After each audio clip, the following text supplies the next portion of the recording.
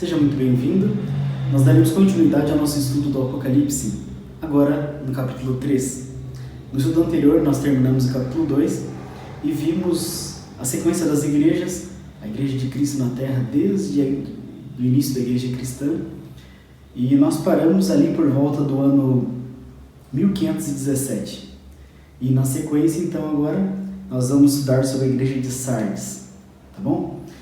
Antes de nós partirmos para o estudo, eu gostaria de chamar sua atenção para nós pedirmos o auxílio do Espírito Santo de Deus. Querido Pai Celeste, continuamos, Senhor, na Tua presença e queremos agora, neste momento, pedir que o Senhor venha nos auxiliar na compreensão da Tua Palavra. Nós não merecemos nada, Senhor, mas nós queremos entender a Tua Palavra e pedimos que o Senhor abra nosso entendimento, nos dê auxílio do Teu Espírito, perdoa os nossos pecados em nome de Jesus. Amém. Muito bem, agora nós podemos continuar com o nosso estudo. Igreja de Sardes. A Igreja de Sardes significa cântico de alegria. Sardes, cântico de alegria. Por quê? O final do capítulo 2 do Apocalipse, lá na igreja de Tiatira, no finalzinho, Papai do Céu promete a estrela da manhã. Ele promete que a noite, a escuridão estava chegando no final. Nós vimos também que a Igreja de Cristo sofreu muita perseguição neste período, na Idade Escura, onde qualquer pessoa que se levantasse com a verdade de Deus, mas fosse contrária o que a igreja defendia na época, eles eram perseguidos, mortos, queimados em fogueiras, como diversas pessoas o foram. E agora então, Jesus promete aqui que isso chegaria no final, que ele enviaria a estrela da manhã. Já vou adiantar para vocês que a estrela da manhã é John Wycliffe. Ok? Pesquisem mais sobre a história da vida dele. É muito impressionante. Ele trouxe a Bíblia para a língua popular. Ele tentou facilitar ao máximo para que as pessoas tivessem o conhecimento da palavra de Deus. Ele tentou facilitar para que todos pudessem ter acesso à verdade pura.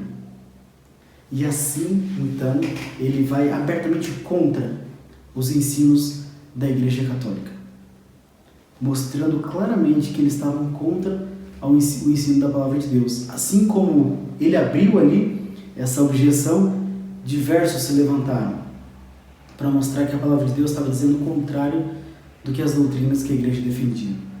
E assim diversos, John Huss, Martinho Lutero e diversos outros, Zwingli e vários outros se levantaram agora para defender a verdade de Deus. Vale lembrar que boa parte deles eram padres também, tá bom? Eles eram padres, eles estavam dentro da Igreja Católica e tinham acesso à Bíblia. Eram uns dos poucos que tinham acesso à Bíblia. E eles liam a Bíblia, tentavam encontrar as doutrinas que a igreja defendia e não conseguiam. Aí eles se levantaram e começaram agora a trazer a verdade pura para o povo. Sofreram muita perseguição, muitos foram mortos, porém a luz começou a raiar. A luz da verdade voltou a raiar para as pessoas. Capítulo 3, no versículo, ainda no primeiro, um pouquinho mais abaixo, diz assim: Eu conheço as suas obras. Você tem fama de estar vivo, mas está morto. O que isso significa? Falando sobre este período da Igreja de Cristo, fala que eles tinham fama de estar vivos, mas eles estavam mortos. O que significa? Que eles tinham fama de ter uma boa comunhão com Deus, de estar bem com Deus, mas Deus fala aqui para eles: vocês não têm ligação comigo. Eu gostaria que vocês tivessem, mas vocês estão mortos. Vocês não têm ligação nenhuma com Deus. Esteja atento, fortaleça o que resta e que estava para morrer, pois não achei as suas obras perfeitas aos olhos de meu Deus. Então, que orientação Jesus fala aqui? Fala: eu sei a situação real que vocês estão. Vocês estão muito bem vestidos, com a aparência de ser um bom cristão, mas vocês não são cristãos, não têm ligação com Deus. Vocês estão mortos e o que vocês podem fazer agora é tentar reviver e não permitir que os outros morram também de inanição da palavra de Deus, mas que eles recebam este conhecimento. E o versículo 13 diz assim: lembre-se, portanto, do que você recebeu e ouviu. Obedeça e arrependa-se. Então, aqui Jesus nos orienta também de maneira especial este período da igreja, dizendo que eles deviam lembrar o que eles receberam de Jesus, a verdade da palavra de Deus. Eles deviam relembrar, se arrepender da vida que eles estavam vivendo e obedecer a palavra de Deus. Era o que eles precisavam. E olha só, mas se você não estiver atento, eu virei como ladrão para você, e você não saberá a hora que eu virei contra você. Então aqui Papai do Céu dá uma chamada muito dura neste período, porque eles precisavam acordar. De maneira especial, o povo estava acomodado com aqueles hábitos, com aqueles costumes, e muitos deles nem queriam mais sair daquela letargia espiritual. Eles estavam acostumados com aquilo.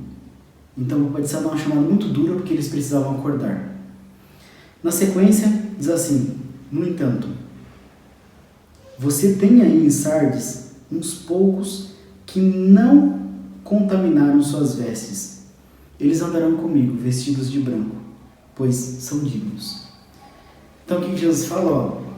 Dentro deste período, entre os que se dizem cristãos, tem uns poucos, apenas uns poucos, que não se contaminaram. São aqueles que permanecem fiéis à verdade de Deus. Eu quero parar um pouquinho aqui e ressaltar esse detalhe com você. Olha só, em todo o período da história de Cristo, independente da corrupção que reinava no mundo, independente de que a Igreja de Cristo estava sendo liderada até mesmo em alguns momentos por pessoas totalmente corruptas, mas ainda assim tinha sempre uns poucos que mantinham a verdade pura de Deus. Sempre foi assim e sempre vai ser. O Papai do Céu sempre vai ter os seus fiéis.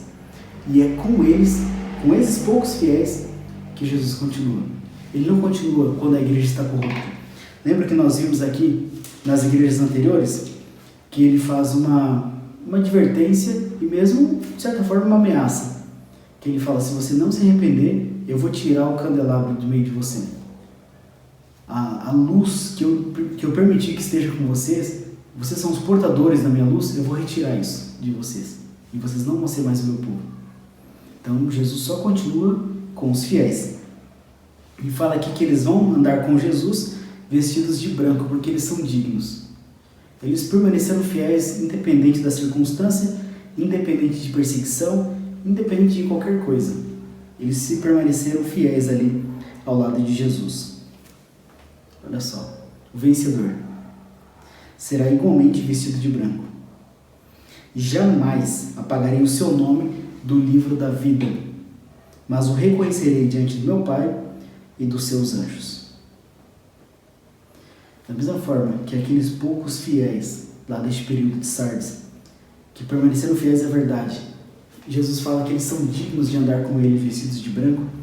Ele fala ao vencedor, aquele que tiver essa mesma persistência, que mesmo que seja uma minoria no mundo, para defender a verdade de Deus, e eles retenham essa firmeza, então eu não vou apagar o nome deles. Ainda uso uma expressão da minha versão, fala assim: jamais. Jamais apagaria o nome deles do livro da vida. O livro da vida é o livro de registro de Deus, onde todas as pessoas que se dedicam ao conhecimento de Deus, a saber ou a fazer a vontade de Deus, o nome delas é escrito neste livro. Porém, quando nós não levamos isso a sério, nós deixamos de fazer a vontade de Deus, o nosso nome pode ser apagado deste livro. Mas Jesus fala o que aqui neste momento? Ao vencedor, eu jamais apagarei o nome dele deste livro, do livro da vida. E eu vou reconhecer ele diante do meu Pai e dos seus santos anjos. Eu vou falar assim: ó, esse que está assistindo lá, o Jonathan, os amigos aí que estão assistindo, eu conheço eles. Eles estão procurando saber a vontade de Deus. E eles são meus.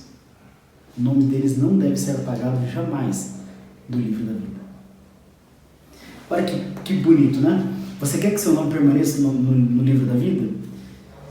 Nós precisamos ser vencedores. Próxima igreja é a igreja de Filadélfia, que vai de 1755 até 1844. Olha que interessante. Filadélfia significa de filos, de amor fraternal. Amor fraternal. O amor real entre irmãos. Neste período aqui, muitas coisas acontecem. E também é neste período aqui que um grupo de pessoas é chamado de adventistas. E eu vou explicar aos poucos o que significa isso, tá bom? Na sequência, então, versículo 8, diz assim: eu conheço as suas obras também. Eis que coloquei diante de você uma porta aberta que ninguém pode fechar. Eu sei que você tem pouca força, mas guardou a minha palavra e não negou o meu nome. Então, neste período aqui, a Igreja de Cristo ainda estava começando a se fixar, começando a se formar. Através do protestantismo, aqueles que vieram dos reformadores, a Igreja de Cristo estava sendo independente da Igreja Católica, estava se formando. Mas eles eram fracos, eles não tinham todo o conhecimento da Palavra de Deus. Muitos deles ainda continuam com diversas doutrinas que herdaram do catolicismo, que, como nós já vimos comentado aqui, que doutrinas que não vieram da Bíblia, muitas vieram de Roma, da Roma pagã, que foram batizadas na igreja cristã. Então eles tinham pouca força, mas eles procuraram agora, o conhecimento que eles tinham, eles procuraram guardar. Continuar firme neste conhecimento e não negavam o nome de Jesus. Vale a pena a gente lembrar aqui um acontecimento que tem no versículo 7, que fala: essas são as palavras daquele que é santo e verdadeiro, que tem a chave de Davi. O que ele abre ninguém pode fechar, e o que ele fecha ninguém pode abrir. Isso é muito importante nesse período da igreja cristã, tá bom?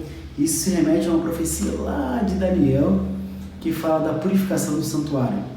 Até 2.300 tardes e manhãs o santuário será purificado. Resumindo, os cristãos dessa época tiveram conhecimento de Deus, calcularam essa profecia e chegaram, resumindo, adiantando a história, chegaram a 22 de outubro de 1844. Só que eles pensavam que isso era a vinda de Jesus, sendo que a profecia claramente estava falando da purificação do santuário, que está lá no céu. Do livro da vida, como nós vimos aqui na igreja anterior, onde Jesus avalia cada caso, julga cada caso para ver quem vai receber o céu e quem infelizmente não quis o céu, que vai receber uma recompensa ruim, conforme nós sabemos nas profecias. Então era disso que estava falando. Mas essa porta que é aberta e ninguém pode fechar é a porta do lugar santíssimo, do santuário celestial.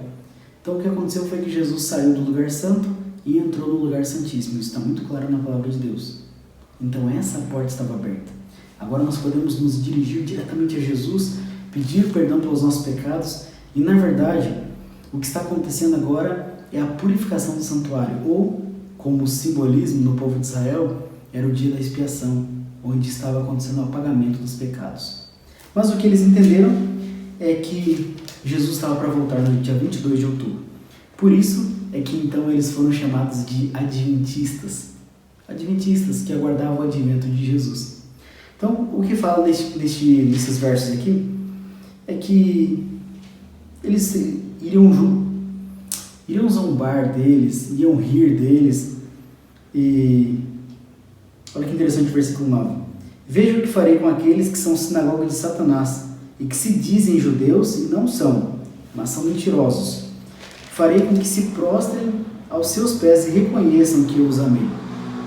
Então Jesus promete para eles, tem muitos que falam que são de Deus, ou podemos traduzir aqui até mesmo que são cristãos, mas que são na verdade sinagoga de Satanás.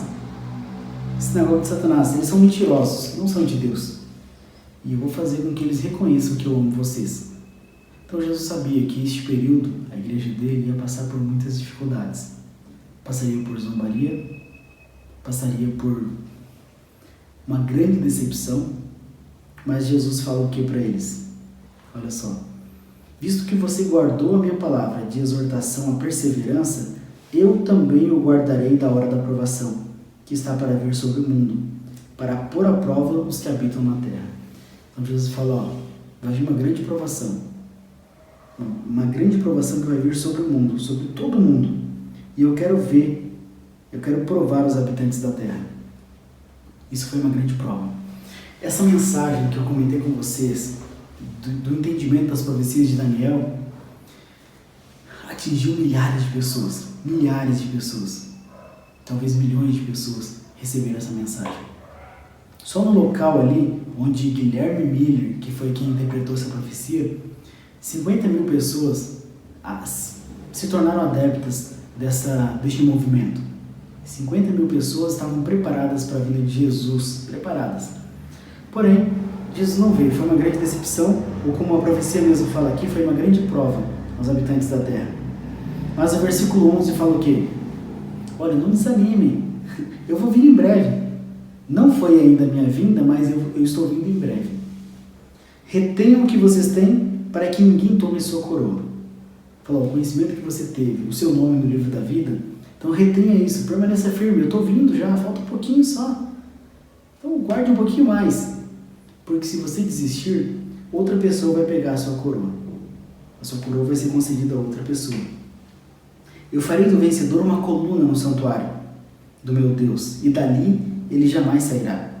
Escreverei o nome dele, nele o nome do meu Deus e o nome da cidade do meu Deus, a nova Jerusalém que desce dos céus da parte de Deus. E também escreverei nele o meu novo nome.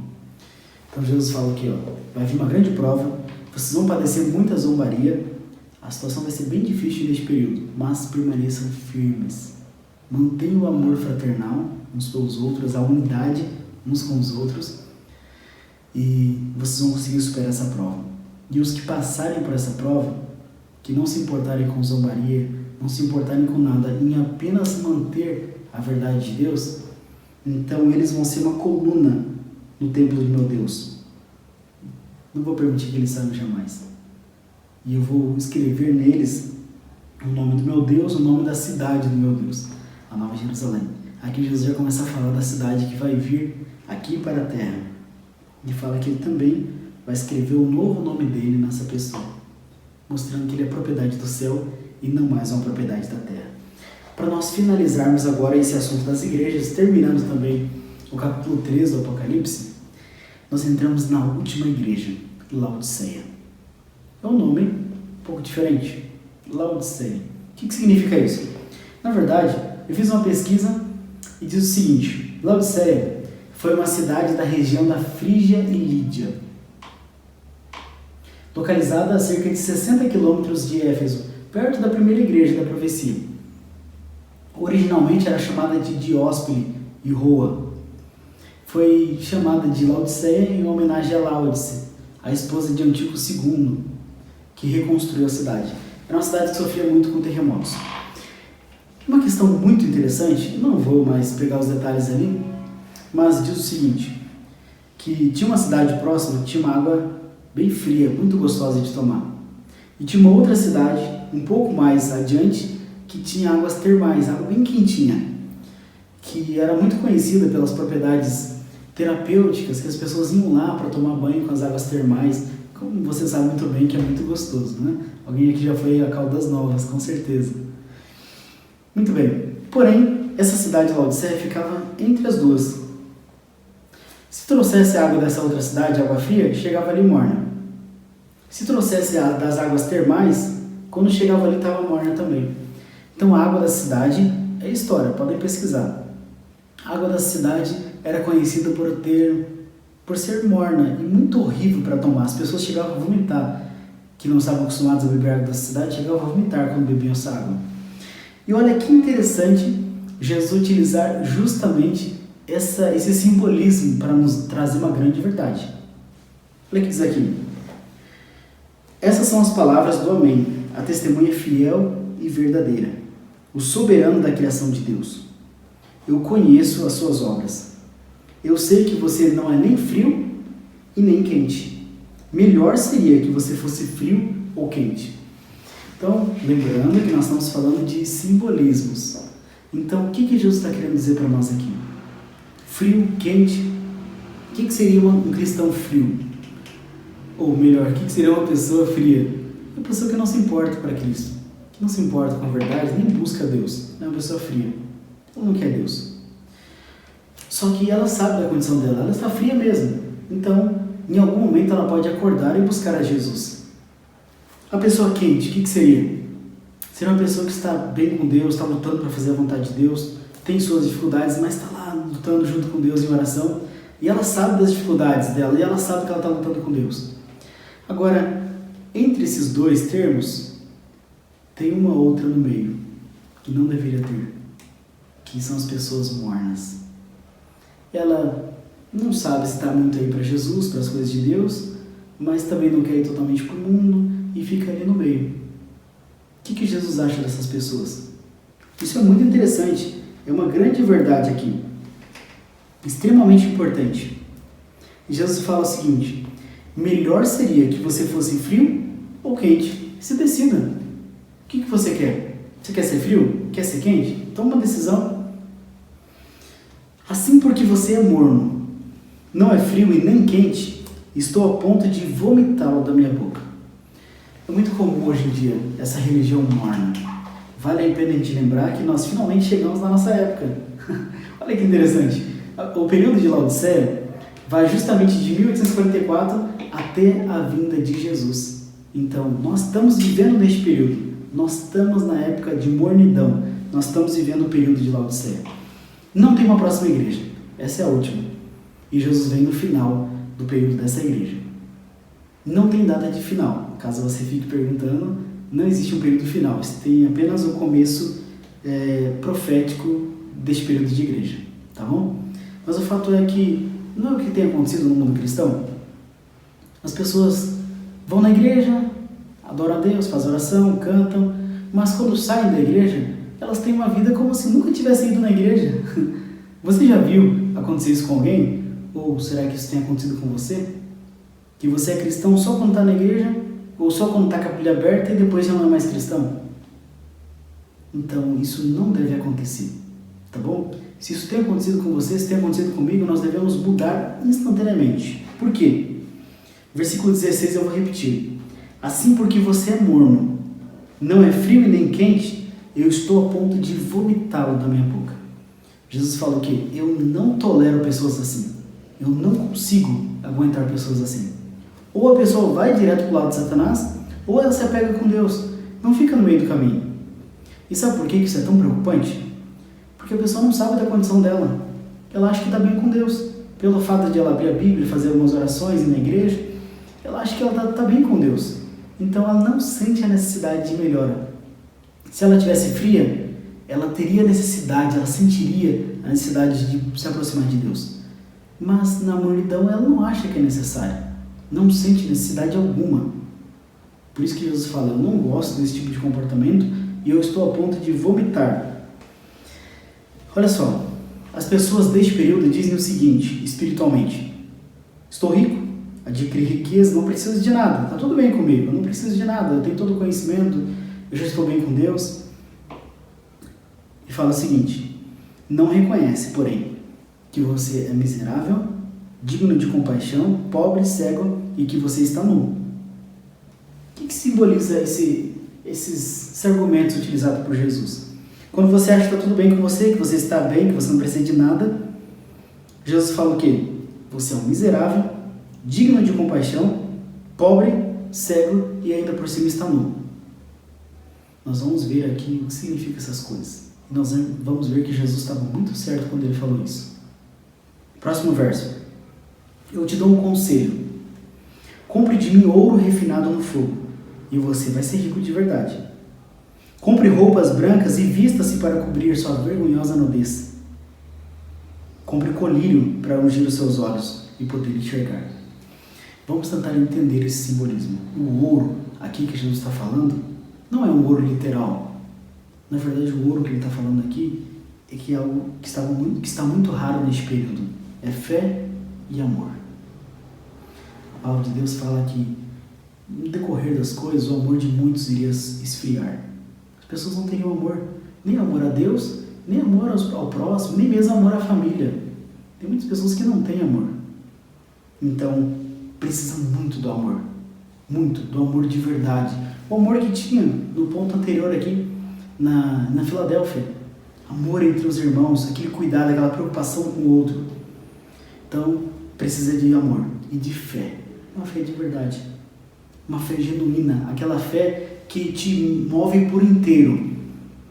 Que não somente você acredita em Jesus, acredita em Deus, acredita na Bíblia, quanto você permite que isso transforme você como um todo.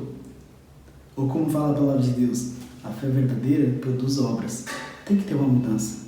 Se nós acreditamos no que Deus está falando, a nossa vida deve provar isso. Nossa vida deve mostrar que nós acreditamos na palavra de Deus, deixando que nossa vida seja moldada por ela. Fé e amor é o que precisamos de verdade neste período. Na sequência ainda, além do ouro refinado no fogo, fala da roupa, ou melhor, das vestes brancas, roupas brancas. O que significa isso? Aqui está falando sobre a justiça de Cristo. Muitas pessoas estão confiando na própria justiça, falando, já fui na igreja, já fiz minha oração, já ajudei alguém que estava precisando de comida, então está tudo bem comigo. Eu já fiz tudo que eu podia, eu tenho certeza que Deus vai me salvar. Mas não é isso. A nossa própria justiça é um trapo de imundícia. Nossa própria justiça, tudo que a gente faça não serve para nada. Nada para nos justificar diante de Deus. A única justiça que nos justifica perante Deus é a de Jesus. Ele morreu na cruz por nós. Aquele ato dele lá na cruz é essa veste branca aqui para nós. De maneira bem simples. Então nós precisamos aceitar o sacrifício de Jesus e reconhecer que nós espiritualmente não somos nada. Nós não podemos fazer nada. Então sim, ao recebermos a justiça de Cristo, nós podemos conversar mais sobre isso posteriormente, mas ao recebermos a justiça de Cristo, então nós estamos bem vestidos diante de Deus. Caso contrário, nós estamos nus. Se não formos até a cruz receber Jesus, nós estamos nus diante de Deus. Nós estamos sem a devida roupa. E o último ponto aqui fala do colírio. Olha só, colírio, visão. Muitas pessoas não conseguem discernir a palavra de Deus. Abrem a Bíblia, leem capítulos, folheiam a Bíblia várias vezes, mas não conseguem entender nada da Bíblia. Isso aqui todos nós precisamos. Colírio, discernimento espiritual. E mesmo para discernir, às vezes uma pessoa fala alguma coisa para você, como que você vai saber se é de Deus ou não é? Discernimento espiritual, nós precisamos disso. Nós precisamos colocar tudo à prova da palavra de Deus. Na sequência, olha só, versículo 19 em diante. Repreendo e disciplino aqueles que eu amo. Jesus chama a nossa atenção, Ele permite dificuldades, permite provas para nós, não porque Ele não nos ama, mas sim porque Ele nos ama. Essas dificuldades, essas disciplinas da parte de Deus em nós, é porque Ele nos ama, porque Ele quer que a gente se aproxime mais dEle, Ele quer que a gente tire o que não presta da nossa vida. É uma disciplina, e Ele faz isso porque nos ama. E o versículo 20 em diante é muito conhecido. Ele fala, eu estou batendo na porta. Eu não vou forçar. Eu vou continuar batendo. Se você quiser abrir, eu vou entrar. Eu não vou forçar minha entrada. Mas se você abrir, eu vou entrar e vou ficar com você. Então, Jesus está batendo na porta do nosso coração. Tudo isso que nós estudamos aqui, Ele quer que a gente entenda e tire alguma lição da nossa vida prática. Por exemplo, será que eu estou morno? Será que você está morno? Será que a sua vida não condiz com o conhecimento que você tem? Se isso tem acontecido, é Jesus falando na porta do seu coração. Você deixa eu entrar? Posso fazer alguma mudança na sua vida? Posso mudar o que você come? Posso mudar a forma que você se veste? Posso mudar todo o princípio dos seus negócios, do seu trabalho? Posso fazer alguma mudança na sua vida? Ele não vai forçar a mudança. Você tem que abrir a porta para Ele. Ao vencedor, darei o direito de sentar-se comigo no meu trono, assim como eu também venci e sentei-me com meu Pai em seu trono. Perceba, mais uma vez, aqui uma promessa ao vencedor. Aquele que permitir que Jesus entre no coração, que permitir que tenha uma religião verdadeira com Jesus, uma comunhão real com Jesus, se permitirmos isso, nós somos vencedores e então sim, nós vamos nos sentar no trono com Jesus, assim como Ele venceu e sentou no trono de seu Pai. E todas as demais promessas aos vencedores serão dadas àqueles que se apegarem a Jesus e permitirem que Jesus entre e molde sua vida. Lembrando que essa é a última advertência. Depois deste período aqui, só é o que fala na promessa final aqui. É Jesus vir e nos conceder a recompensa. O tempo está chegando no final. Todas as coisas estão chegando no fim. Qual é a sua decisão? Você vai deixar Jesus entrar no seu coração? Ele está batendo na porta. O meu desejo e minha oração é que você permita isso, que eu também permita isso. E assim, nós estaremos prontos para quando Jesus vir, nós temos o privilégio de sermos vencedores e de participarmos de todas essas promessas de Jesus. Que Deus te abençoe para isso. Amém. Se você gostou deste estudo, compartilhe com seus amigos. E você pode, se tiver alguma curiosidade sobre um tema específico, pode postar aí embaixo que eu vou tentar, na medida do possível, também fazer um vídeo sobre este assunto. Que Deus te abençoe no conhecimento da verdade e abençoe todos nós para que possamos ser vencedores e receber essas promessas de Jesus. Amém.